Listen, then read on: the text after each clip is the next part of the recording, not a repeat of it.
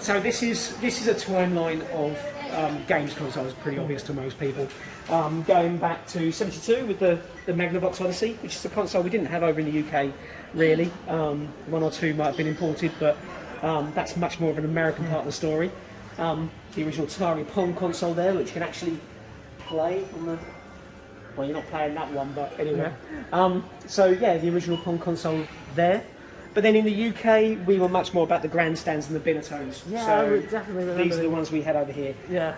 Sadly, we have to play them through these plastic bags. But yeah, so this was again huge. I mean, for me, and I'm not a gamer, but so much love for that particular machine. In fact, it's exactly this one because it's the same as the one I had. But waking up early of a Sunday morning, before the rest of the family, I don't know why I did, but I did. You go downstairs, you commandeer the TV, you plug either this one or that one, because I had one then the other, and then play on the TV. It was kind of incredible. Because at that time, 77-ish, the things that you saw on the TV were TV programs. Yeah. And you had no control over them. Yeah. It's not like we had loads of channels. We had BBC One, BBC Two, and ITV. Channel 4 didn't exist. So you had limited use, and it was fed to you. Whereas plugging one of these in, you could transport yourself off into space with Space Invaders or whatever, or play some tennis. You had that control. It was great, and it's kind of bizarre that I used to put this in squash mode, and then just take a bat and bounce it against the wall for a couple of hours before the rest of the family woke up and said, "I want to watch Saturday morning telly." But I did. As sad as that may sound. But then, so I had this one in probably about 77. I didn't get this for a couple of years until after it came out. Our family couldn't really afford to go out and buy another one. But the Atari 2600, everybody knows that machine. Yeah. It is the icon for gaming. Yeah. The shape of the controller is what's used as an outline to represent gaming pretty much everywhere.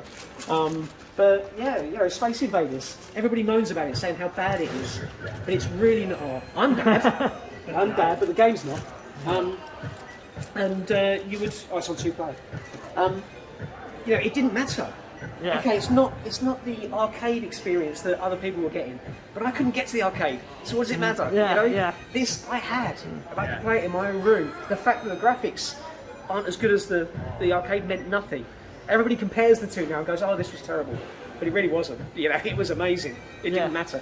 Pac-Man's another one that gets a lot of attention. That people go, "Oh, it's a terrible conversion." No, it's not. It was in your room. Because it was mine. I could play it. I decided when. It didn't cost me money. Yeah, you have to get your 10p's. So all those sort of comparisons. Whilst there's a fair point to it, but actually they're kind of missing the point of how personal this was. So the fact it wasn't quite as good as the arcade really didn't matter. Yeah. When you're 7, 8, 9 years old. No, definitely. It just goes round the display. The television there. Further time on it. CBS ColecoVision. So again, this one was a bit more popular in the UK. Kind of always playing second fiddle to the Atari. CBS ColecoVision was a little bit more of an American machine, but a few made it over here. The NES, Nintendo Entertainment System, very popular one. Very popular, although not as popular as people would have you think now. Yeah. So in this country, it wasn't the popular machine; it was the Mega Drive. Yeah. But again, because of the weight of American sort of audiences, all you hear is about how popular the NES was. But that is more in America. Yeah. Over in this country, definitely the Sega Mega Drive is the more popular one. So the Sega Master System there, the forerunner to what we was just talking about there. I mean, don't get me wrong, all these machines are awesome for their various reasons. Then as we go around this side, we've got this little wall of video game cassettes. I definitely had some of these. That's the exact comment that everybody makes. I had that one. Definitely, I've still got that one. That one, Trans Am, best in the world. Trans Am, I do remember Trans Am. Ultimate game. Chucky Awesome. Egg, I bet people spend ages just going through that one. You have no idea how many people have taken their pictures in front of it, just as a background. It's great, love it. Jet Set Willy, Jet Set Flipping Willy. And then just carrying on the story. So again, Amstrad with their I console. didn't even know Amstrad made a console. Well, yeah, and it gets berated all the time Yeah. how bad it is. But again, it was British and it was an attempt to get into that market. But yeah, it's got some great games in it. So, but just not that many, sadly.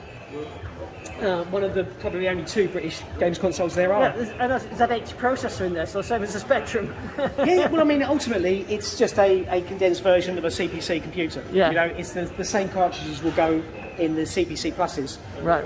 So, yeah, it was just taking that electronics, or those Yeah. electronics they had, and repackaging them. Yeah, the classic Mega Drive with its Sega CD edition. Yeah. And then we go to the SNES. So again, the British and the American side of things. Yeah. Although we had the SNES over here and they were very popular, not as much as the Mega Drive was. Oh, And then some of the others. Philips CDI.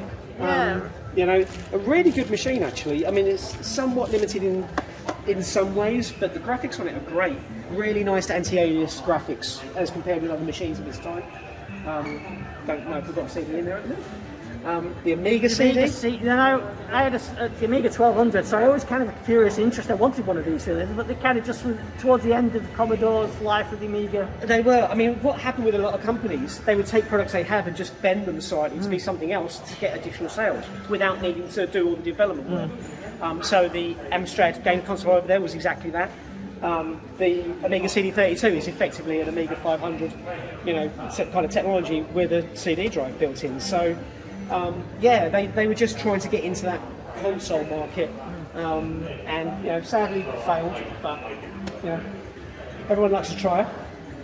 Panasonic 3DO. So that was an interesting console that didn't do that well, but based around the ARM processor. So that's an interesting machine to us because of that Cambridge connection. The Jaguar. So this was Atari with their attempt at the higher end games consoles, and it's got a couple of great games on it. I love Tempest on that console. It's brilliant. Jeff Mintz's version's absolutely crazy. Sega Saturn, another one CD based. Great graphics, 3D graphics for its time. But then the one that really changes everything is the Sony PlayStation. So this is when Sony, that big might of that Japanese corporation, come in and change gaming. Not necessary for the console, because the console's great, but it was really about the marketing. The way that they had marketed this sort of to young adults, teens. They had them in rave tents around the country, so you could just have a go on them and play them. And the idea being, if you can get to the older, kids in the family, those young adults, the younger siblings are going to want one of these anyway, because they want to be like their older brothers and sisters. And it works brilliantly. And it's kind of gaming coming of age. Yeah. Previous to that, gaming was sort of for kids, and you wouldn't play it as an adult. The games like Tomb Raider on here and all the different ones that were available. With the CD technology, you could have a decent sized story in there, cut scenes and all the rest of it. This was kind of gaming coming of age, and it's just continued on as it's done. N64, great console. Later on they're going to, as everybody else is with CDs, Nintendo's sticking with their cartridge-based games. The advantage of that obviously is you put the cartridge in and you play your game. These were having loading times and had to wait a little bit for that game to load. But GoldenEye on the N64, classic game. Sega Dreamcast over there, again CD based or GD-ROM based, slightly different, but and then PlayStation 2, another absolute classic. The Xbox, and then we finish our display at 2002 with the GameCube. So basically the technology that would then become the Wii a little bit later. The two systems are essentially electronically the same. The original Xbox. The original Xbox, it's such a lump. But it had its controllers, the Duke controllers, which were huge. Shouldn't sort of mention or skip over the Xbox. It's just a slightly out of view. But again, that's Microsoft now coming into play and really dominating the market. What have we got left? It's now Microsoft and it's Sony.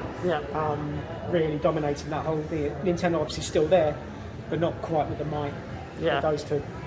So, and then on this side, this side is more the hardware, the consoles and how they've changed. This side is some of those gaming greats. So I say gaming greats, they're not all greats, but greats from this end here: Space Invaders, Pac-Man, Tetris, Centipede, Street Fighter.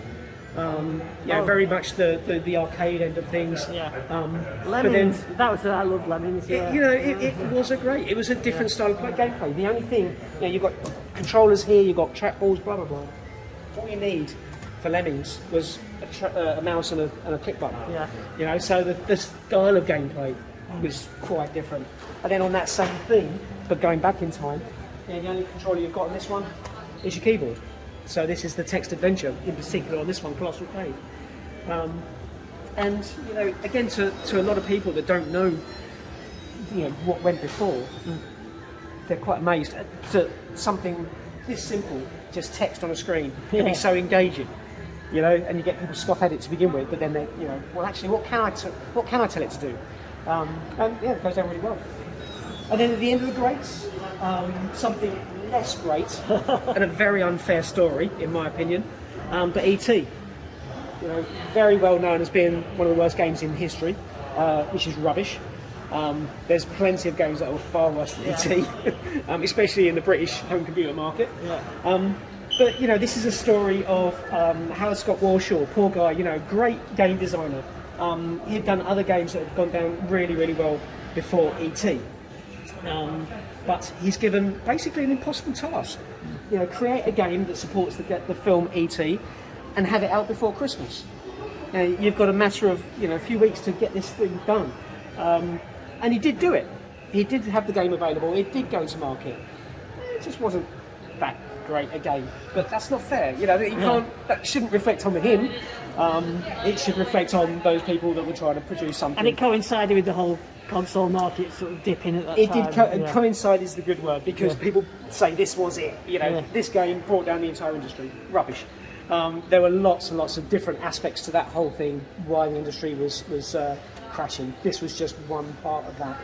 But the guy created The Yard's Revenge, which is well known to be a great game on the 2600. So unfair. But everybody has heard about the story of these cartridges that were produced, and they were so terrible that they were taken out to the desert, at midnight, shot in the head and buried.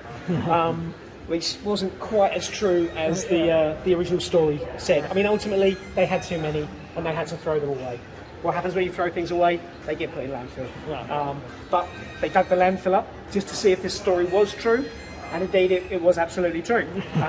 So we were donated these cartridges here, so we've got the ET there, but there's others. There's Asteroids at the back there, you've got Centipede, you've got these controllers and bits and pieces, all dug up from the desert, in Alamogordo Desert and sent to us. So we're really pleased to have, and actually a part of Alamogordo Desert as well. Yeah, of course, yeah. That was literally just sent to us in the post.